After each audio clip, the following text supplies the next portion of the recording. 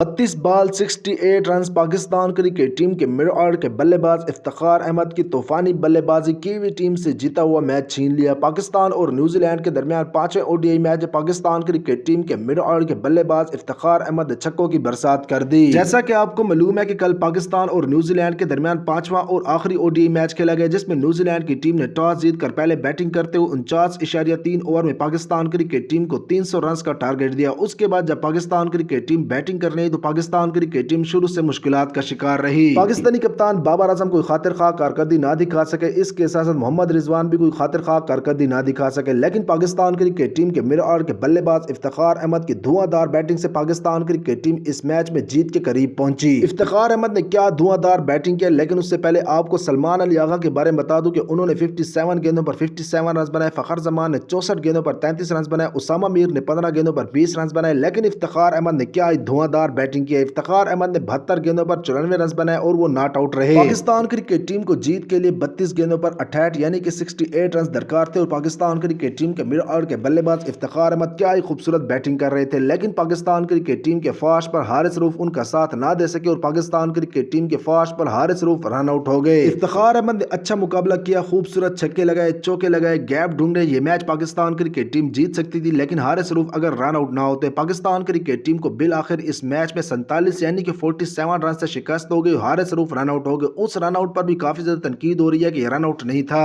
اب میرا آپ سب سے ایک چھوٹا سوال ہے کہ پاکستان کرکٹ ٹیم کے ODI اسکواڈ میں اب پاکستان کرکٹ ٹیم کے اوپننگ بلے باز امام الحق کی جگہ بنتی ہے یا پھر شان مسعود کی جگہ بنتی ہے؟ آپ نے ان دو میں سے ایک کا نام ہمیں کمنٹ بار میں ضرور بتانا ہے، پتہ چلے کہ پاکستان کرکٹ ٹیم کے فینس کس کھلاڑی کو پاکستان کرکٹ ٹیم میں کھیلتا ہوا دیکھنا چاہتے ہیں۔ آپ نے اس کھلاڑی کا نام ہمیں کمنٹ بار میں ضرور بتانا ہے، میں آپ سب کے کمنٹ کا انتظار کروں گا۔